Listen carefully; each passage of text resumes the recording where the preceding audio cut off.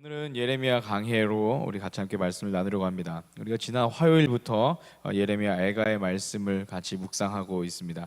예레미야랑 예레미야 애가가 다른 건 아시죠? 제가 지금 처음 설교 시작하면서 실수했습니다. 예레미야 강해 그랬는데 정확하게는 예레미야 애가 강해입니다.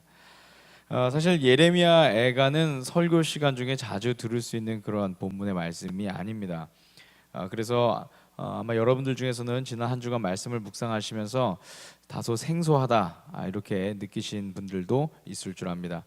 하지만 또 달리 생각해 보면은 우리가 이런 기회를 통해서 그동안 잘 대하지 못했던 그런 말씀들을 대함으로써 우리 안에서 또 다른 복음에 대해서 새로운 것들을 배워나갈 수 있는 것이 우리 가운데 굉장히 큰 유익이 되리라 믿습니다. 왜냐하면 우리 삶에서 일어나는 많은 일들에 대해서 우리가 대처할 수 있는 또 다른 무기를 우리가 갖게 되는 것과 같기 때문입니다.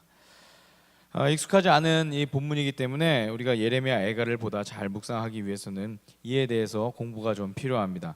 사실 이 예레미야 애가가 5장 분량밖에 되지 않거든요. 여러분들이 마음 먹고 읽으시면 아마 한 30분이면 이 예레미야 애가 전체를 다 읽으실 수 있을 겁니다. 그런데 이 예레미야 애가가 분량은 적지만 그런데 굉장히 많은 공부가 필요한 그런 성경입니다. 우선 왜 이런 기록들이 생겼는지에 대해서 역사적인 배경을 우리가 알아야 하고요. 또 이 예레미야 애가가 일반적인 그런 서술형의 그런 성경이 아니기 때문에 그에 따른 문학적인 특징들도 우리가 또 알아야 합니다.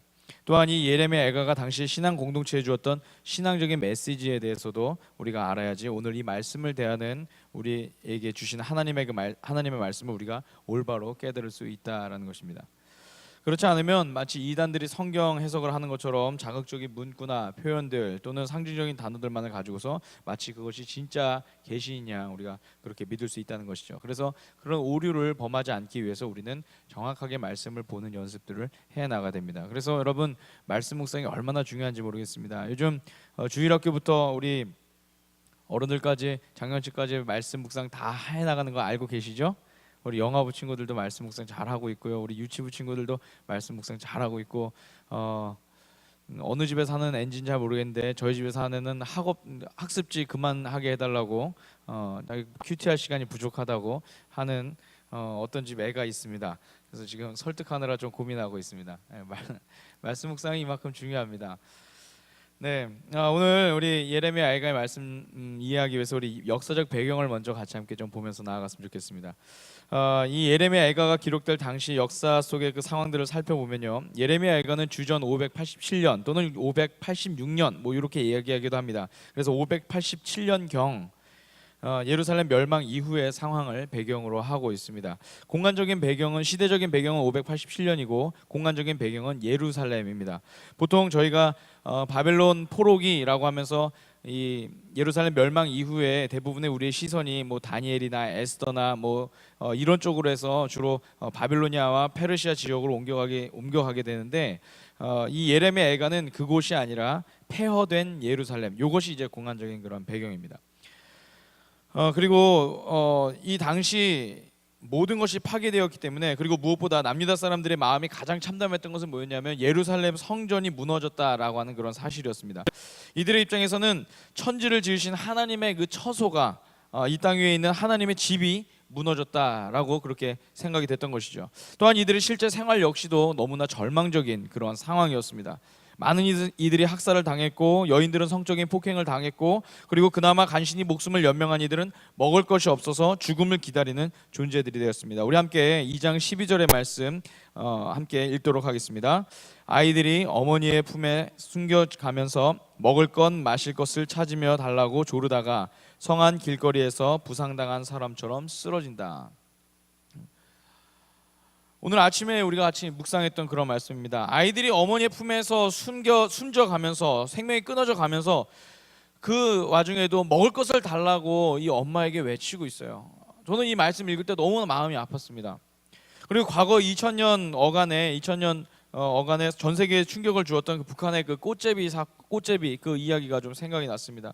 여러분 기억이 나시나 모르겠습니다. 북한의 아이들이 먹을 것이 없어서 이리저리 구걸하러 다니다가 길바닥에 떨어진 그 국수 한 줄이라도 발견하게 되면 그거 집어 먹으려고 그렇게 또 한두 명이 달려들어서 그거 갖고 또 싸우는 그런 모습들이 있었죠. 그리고 또 시장판에서 온통 진흙판에서 더러워진 그 땅바닥에 떨어진 밥알 한두 알 이거 집어 먹으려고 그렇게 돌아다녔던 그런 아이들.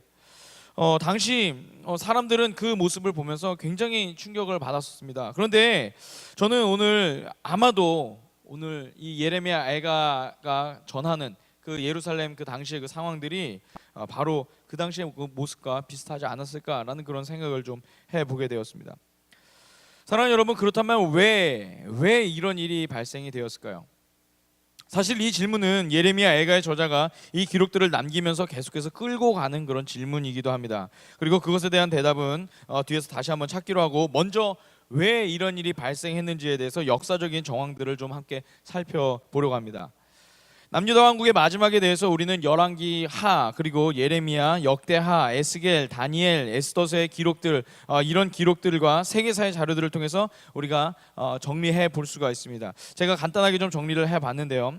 제일 처음에 바벨론 그 1차 침공, 바벨론이 총 3차에 걸쳐서 침공을 하게 됩니다. 1차 침공 시기를 먼저 보면 주전 605년경에 바벨론이 1차로 침공을 합니다.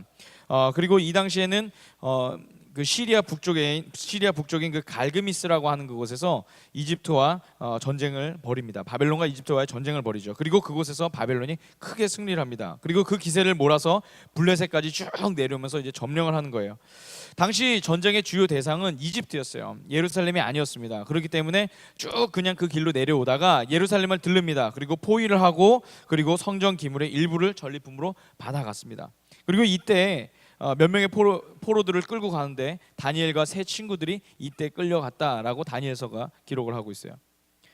이 당시의 왕은 여호야김이라고 하는 그런 왕이었습니다. 요시야의 아들이었고요. 25살의 왕위에 올라서 11년 동안 나라를 다스렸습니다.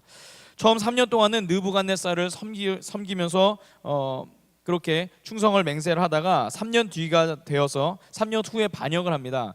왜 반역을 했냐면 당시 바벨론이 이집트와의 그 격전, 이집트까지 쭉 내려가서 이집트의 그 내에서 이제 전쟁을 치르다가 두 나라가 아주 심각한 그런 타격을 받습니다. 그래서 느부갓네살은 느부갓네살대로 이제 다시 돌아갑니다. 그리고 바벨론으로 돌아가서 그곳에서 정비를 하게 되죠. 그러니까 결국 이제 안의 일을 다스리다 보니까, 전쟁을 치른 뒤에 이제 정비를 하다 보니까 다른 외적인 부분에 신경을 쓸 겨를이 없었던 거죠. 이것을 깨달았던 이 여호야김 왕이 바벨론의 느부갓네살 왕에게 이제 반역을 꾀했던 것입니다.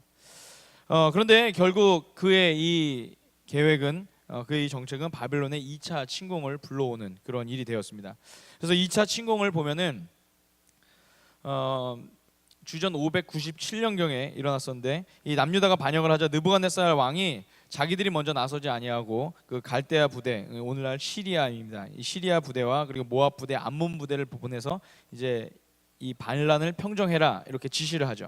그런데 이게 뜻대로 잘 되지 않습니다. 그러다 보니까 2차 침공을 이제 실시하게 됩니다. 이 당시 왕은 여호야김의 아들이었던 여호야긴 왕이었습니다.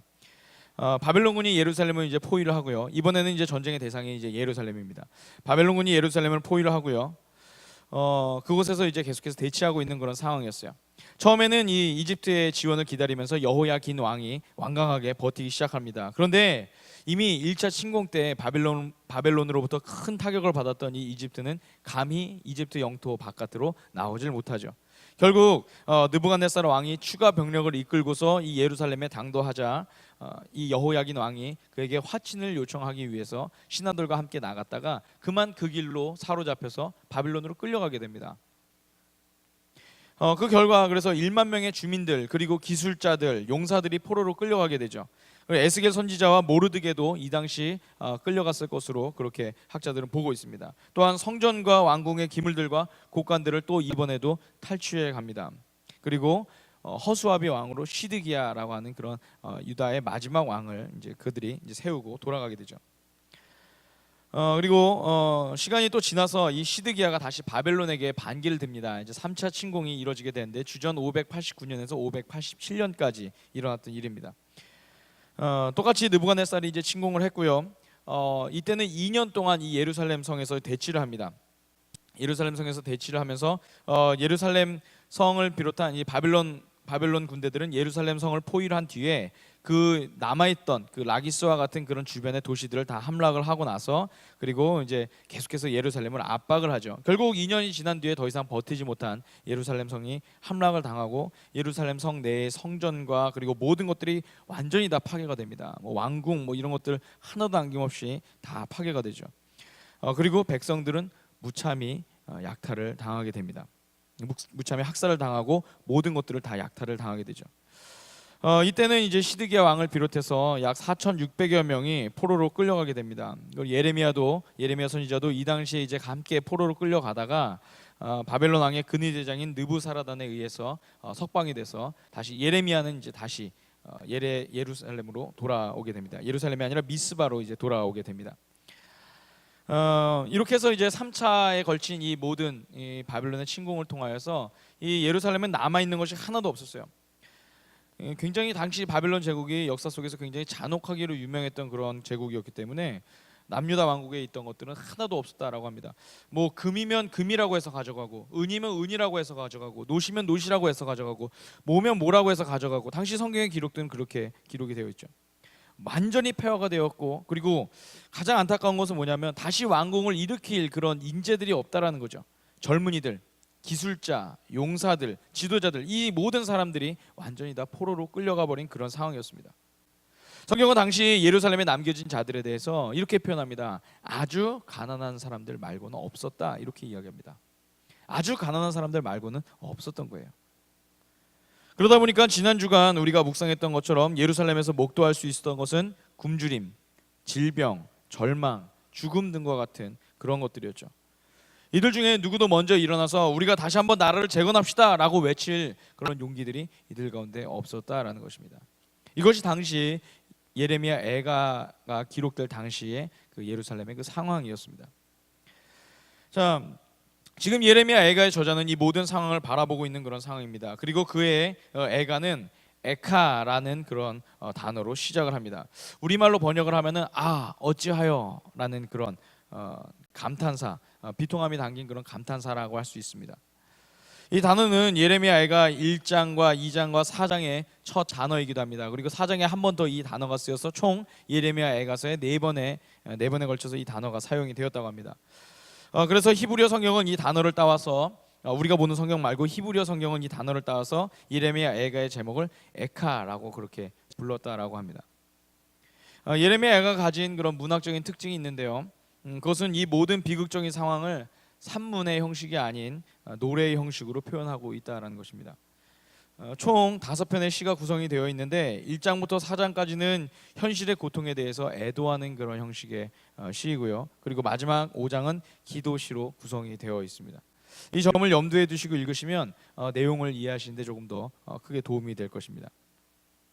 예레미야 애가는 고난의 상황에 대해서 묘사를 계속해서 해나가고 있지만 그 문학적인 형식은 굉장히 잘 정제되고 수준 높게 구성이 되어 있습니다. 특별히 1장에서부터 4장까지의 그 시들은 아크로스틱 형식이라고 해서 각자 22개의 그 히브리어 알파벳, 히브리어는 알파벳이 22개가 있는데 그 히브리어 알파벳 순으로 각 절이 시작이 되도록 했습니다. 그래서 뭐 1절은 알렙, 2절은 벳, 그다음에 3절은 기멜, 이런 식으로 해서 쭉 가는 거죠.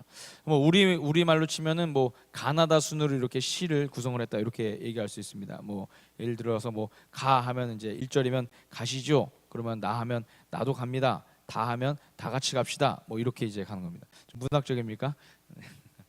네, 뭐 이렇게 이제 구성을 했다라는 거예요. 쉬웠을까요? 쉽지 않았을 거예요, 그죠? 굉장히 많은 노력이 깃들여져야 나올 수 있는 그런 수준 높은 그런 시입니다. 이걸로 미리 짐작해 보건대 이 예레미야 애가의 저자는 단순히 이 모든 상황들에 대해서, 이 모든 고난에 대해서 홧김에 이것들을 막 써내려간 것이 아니에요. 예레미야 애가의 저자는 그냥 막 우리로 치면 막 기분 내키는 대로 이것들을 이 기록들을 써내려갔던 것이 아니다라는 것이죠. 오히려 이 예레미야 저자는 그 모든 상황들을 바라보면서 굉장히 심각하게 고민을 하는 거죠. 그러면서 자신이 써야 할 표현 하나하나들을 굉장히 잘 정제해서 그리고 그 형식에 잘 맞춰서 이 기록들을 해 나갔다라는 것입니다. 그리고 이 기록들을 써 나가면서 이 모든 상황들에 대한 답을 하나님으로부터 찾고자 그렇게 그가 몸부림을 쳤다는 것이죠. 그래서 이 예레미야 애가의 저자는 계속해서 이런 질문을 던져가고 있습니다. 어찌하여 왜 이런 일이 일어나고 있는가? 어찌하여 왜 이런 일이 일어나고 있는가? 라는 그 질문을 계속해서 던지면서 그 질문의 답을 하나님 앞에 찾아 나가려고 하죠. 물론 이 저자가 그 답을 몰라서는 아닙니다. 왜 이들이 망해야 했고 왜 고난을 당해야 했는지 이 예레미야 애가의 저자는 잘 알고 있어요. 그것은 이들이 하나님을 거역했기 때문이죠. 그런데 사실 이것을 알고는 있었지만 지금 이 저자가 계속해서 하나님을 향해서 이 질문을 던지는 이유가 있습니다. 그것은 이 모든 상황들 속에서 그가 선하신 하나님을 발견하기 어려웠기 때문에 그가 계속해서 하나님을 향해서 질문을 던지죠. 마치 이 예레미야 애가의 저자가 느끼는 것은 당신의 자녀들을 버린 것 같은 그런 하나님, 그런 모습을 그가 지금 경험하고 있다라는 것입니다. 그래서 그는 지금 마치 항변을 하듯이 이렇게 말을 하죠. 주님께서 예전에 사람을 이렇게 다루신 적이 있습니까? 어떤 여자가 사랑스럽게 기른 자식을 잡아먹는단 말입니까? 어찌 주님의 성전에서 제사장과 예언자가 맞아 죽을 수 있습니까? 그는 예레미야 2장 20절 말씀 가운데서 이런 질문을 하나님 앞에 항변하듯이 그가 그렇게 전하고 있는 거죠. 또한 이 예레미야가 저자는 계속해서 탄식을 하기도 합니다. 함께 예레미야가 3장 16절에서 20절까지 말씀을 읽도록 하겠습니다. 시작. 돌로 내 이를 바수시고 나의 얼굴을 땅에 비비신다. 내게서 평안을 빼앗으시니 나는 행복을 잊고 말았다. 나오느니 탄식뿐이다. 이제 내게서는 찬란함도 사라지고 주님께 두었던 마지막 희망마저 사라졌다. 내가 겪은 그 고통, 쓴 쑥과 쓸개즙 같은 그 고난을 잊지 못한다. 잠시도 잊을 수 없으므로 울적한 마음을 가눌 길이 없다. 아멘. 이처럼 모든 상황 속에서 희망을 발견하지 못하는 이 저자는 삶 자체를 아예 체념을 해버립니다. 완전히 이제 우리로부터는 희망이 없구나. 완전히 하나님을 우리는 발견할 수 없겠구나. 이런 상황 가운데서 지금 그가 있는 거죠. 주님이 더 이상 우리를 돌보시지 않는구나. 굉장히 막연한 상황이겠죠. 제 생각에는 저자는 아마도 이 시점에서 깊은 한숨을 쉬면서 자신의 삶을 막 생각을 해봤을 것입니다. 우리가 그동안 믿었던 하나님, 우리가 그동안 알고 왔던 하나님, 과거의 선조로부터 들었던 하나님, 출애굽으로부터 오늘 이 땅까지 우리를 오게 하셨던 그 하나님, 인자하신 주님께서 왜 우리를 당신의 사랑에서 끊어버리는가? 그런데 바로 이 질문을 계속해서 던져나갈 때 이 저자가 무엇인가를 깨닫는 것이 있었던 것 같습니다. 그리고 그가 곧 자신이 갖고 있었던 모든 생각을 바꾸고 하나님 앞에 이렇게 고백을 하죠. 우리 함께 예레미야가 3장 21절에서 25절의 말씀 같이 읽겠습니다. 시작. 그러나 마음속으로 곰곰이 생각하며 오히려 희망을 가지는 것은 주님의 한결같은 사랑이 다함이 없고 긍휼이 끝이 없기 때문이다. 주님의 사랑과 긍휼이 아침마다 새롭고 주님의 신실함이 큽니다. 나는 늘 말하였다. 주님은 내가 가진 모든 것, 주님은 나의 희망. 주님께서는 주님을 기다리는 사람이나 주님을 찾는 사람에게 복을 주신다. 아멘. 할렐루야. 할렐루야. 상황을 바라보며 생각을 할 때에는 주님이 한없이 멀게만 느껴졌었는데 주님을 생각하면서 이 상황을 바라보니까 그것들이 결코 우리를 하나님으로부터 떨어뜨릴 수 없다라는 이 결론을 그가 얻게 되었다는 것입니다. 오히려 희망이 생긴 것이죠. 22절의 이 말씀, 주님의 한결같은 사랑이 다함이 없다라고 하는 이 표현은 히브리어 원어로 보면 이렇습니다. 우리는 끊어지지 않았다라는 거예요. 우리는 끊어지지 않았다. 지금 이 예레미야 애가의 저자는 이 모든 상황들을 보면서 우리가 하나님의 인자하심으로부터 끊어졌는가, 우리가 하나님의 사랑으로부터 끊어지지 않았는가, 이 질문을 계속해서 던져가면서 어찌하여 왜 이런 일이 발생했는가라고 그렇게 묻고 있는데, 그런데 오늘 상황에서 눈을 떼서 주님을 바라보았을 때 그가 깨달았다는 거예요. 우리는 끊어지지 않았구나. 우리는 끊어지지 않았구나. 그렇습니다. 자신들의 하나님으로부터 끊어지지 않은 그런 존재들임을 이들이 발견하게 되었어요. 그리고 그런 그의 믿음의 고백이 주님의 신실하심을 다시 한번 발견하게 했다는 것입니다. 이것은 없던 희망이 새로 생긴 것이 아닙니다. 이미 이들 안에 존재했던 하나님의 희망을 그가 깨달았다는 것이죠. 그리고 감격에 찬 저자는 마치 다른 사람인 것처럼 믿음의 선포를 계속해서 해나가기 시작합니다. 주님께서 구원하여 주시기를 참고 기다리는 것이 좋다. 3장 26절의 말씀입니다. 젊은 시절에 이런 멍에를 짊어지는 것이 좋고, 짊어진 멍에가 무거울 때에는 잠자코 있는 것이 좋고, 어쩌면 희망이 있을지도 모르니 겸손하게 사는 것이 좋다. 27절에서 29절의 말씀. 때리려는 사람에게 뺨을 대주고 욕을 하거든 기꺼이 듣거라. 3장 30절의 말씀. 불과 얼마 지나지 않았던 것 같은데, 그런데 이 저자는 전혀 다른 모습으로 이런 믿음의 선포들을 해나가고 있다는 거예요. 사랑하는 여러분, 어떻습니까? 상황을 대하는 태도가 달라졌습니다. 조금 전까지만 해도 참기 어렵다고 신음하던 사람이 참겠다고 하고, 멍에가 왜 주어졌는지를 원망하던 사람이 멍에도 좋은 것이라고 그렇게 이야기하고 있어요. 또한 억울하다고 항변하던 사람이 도리어 뺨을 내주고 욕을 먹겠다라고 합니다. 사랑하는 여러분, 상황이 바뀌었습니까? 아니요, 상황은 바뀌지 않았어요. 굳이 이들이 노력을 하지 않아도 지금 이들의 상황은 이들을 계속해서 힘들게 하고 억울하게 하고 이들에게 폭력을 행사하고 있는 그런 상황입니다. 그럼 여러분, 뭐가 달라졌습니까? 무엇을 통해 이 모든 상황을 바라보는가? 이것이 달라졌다는 거죠. 지금 이것만 달라졌어요. 우리 함께 예레미야 애가 3장 37절에서 38절의 말씀 읽겠습니다. 말씀으로 명령하시고 그것을 이루시는 분이 누구냐? 주님이 아니시더냐? 굳은 일도 좋은 일도 가장 높으신 주님께서 말씀하셔서 일어나는 것이 아니냐? 할렐루야. 여러분, 오해하지 마십시오. 저는 지금 믿음을 빙자한 종교적인 최면에 대해서 말씀드리는 것이 아닙니다. 오히려 반대로 우리가 어려운 상황, 절망적인 상황이라는 최면에 빠지면 이렇게 마땅히 볼 수 있고 인정할 수 있는 것들도 보지 못할 수 있다라고 그렇게 오히려 말씀을 드리고 싶습니다. 그리고 그렇게 되면 하나님에 대한 우리의 고백도 달라질 수밖에 없겠죠. 우리를 버리시는 하나님, 우리의 기도를 외면하시는 하나님으로부터 말입니다.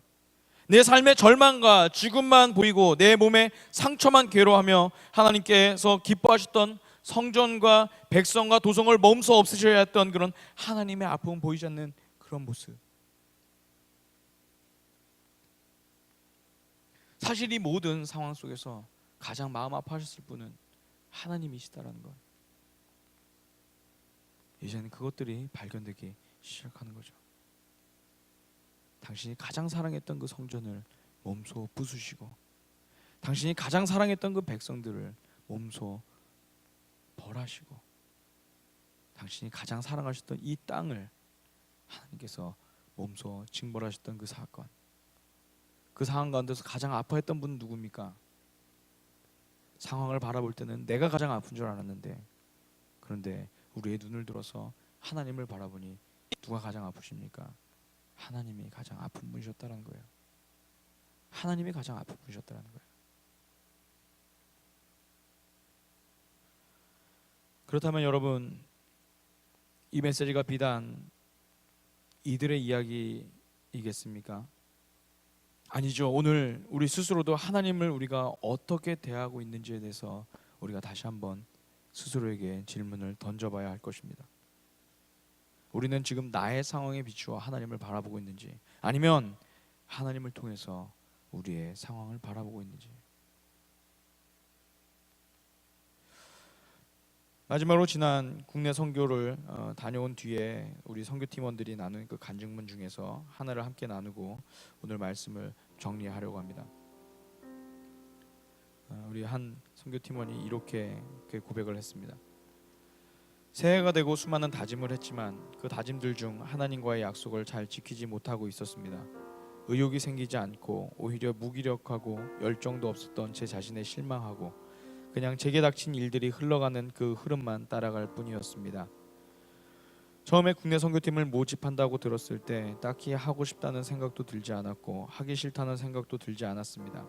그리고 보아스 내에서 못 가는 사람이 많았고 그러다 보니 나도 안 가도 되지 않을까, 나 하나쯤 없어도 다른 사람들이 채울 것이다 라는 생각을 했었습니다. 그리고 저는 평소에 제 자신에 대해 자신감이 많은 편이 아니었기 때문에 내가 가서 무슨 도움이 될 수 있을까 하는 생각만이 있었습니다.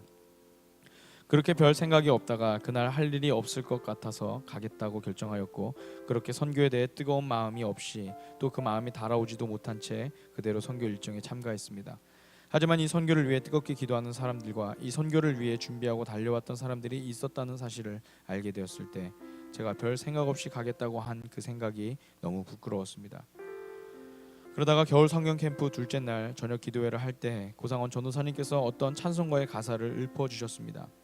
십자가 십자가 내가 처음 볼 때 나의 맘에 큰 고통 사라져 오늘 믿고서 내 눈 밝았네 참 내 기쁨 영원하도다. 저는 평소에 작은 걱정들이 너무 많고 항상 부정적인 방향으로만 생각하는 편인데 이 찬송을 듣자마자 정말로 내 마음의 고통이 사라지고 오히려 기쁜 감정이 휘몰아쳤습니다. 그리고 가지고 있었던 힘든 것들, 여러 걱정들이 이 찬송을 부를 때 주님께서 내 안에 고통들이 사라지게 되는 마음을 주셨고 또한 고통 대신 영원한 기쁨을 주실 것이라는 확신 또한 주셨습니다. 그리고 기도회에서 성경 캠프에 참여한 아이들을 위해 기도를 많이 하였는데 이 아이들 중에는 부모님이 교회 다니는 것을 싫어하셔서 반대하시고 몰래 온 아이들이 있었고 부모님과 같이 살지만 부모님의 무관심 속에 방치를 당하는 아이들도 있었습니다. 저는 어렸을 때 부모님의 영향으로 교회를 오게 되었는데 교회를 싫어하는 부모님 안에서도 그럼에도 교회에 나와 진심으로 기도하는 아이들의 모습을 보고 그 모습에 제가 그동안 당연하게 생각해왔던 것들이 감사해졌고 그것을 당연하게 누린 제 모습을 회개하였습니다. 그래서 힘든 길이겠지만 아이들이 계속 교회에 나왔으면 하는 저의 마음이 커졌고 하나님이 너를 사랑하신다고 또한 곁에 항상 계시다는 그 사실을 잊지 않았으면 하는 마음으로 간절히 기도했습니다. 그렇게 모든 일정을 마치고 서로 느꼈던 소감들을 나누는데 이런 귀한 팀을 만난 것과 신실한 교회에 사역을 오게 된 것에 감사하다는 생각이 들었습니다. 그리고 능력이 부족한 나를 정말 쓸모있는 사람으로 만들어주신 하나님께 감사하고 또한 하나님은 내가 생각지도 못한 정말 놀라운 계획을 설계하고 계시는구나 하는 그분의 위대하심을 정말 몸소 느꼈습니다. 그래서 이 받은 은혜를 절대 나 혼자 감동받고 끝내는 것이 아니라 앞으로 이렇게 어린아이들을 돕고 아이들에게 하나님의 놀라우신 능력과 그 크신 사랑을 전하기 위해 노력해야겠다고 결단했습니다. 그리고 저를 통해 그 아이들에게 선한 하나님의 향기를 전하는 자가 되고 싶다고 대하겠다고 또한 결단하였습니다.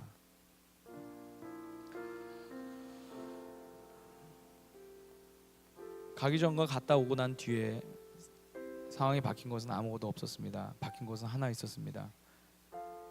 세상을 보는 눈이 바뀐 것이죠. 사랑하는 여러분, 오늘 우리 인생의 답을 찾기가 어렵습니까?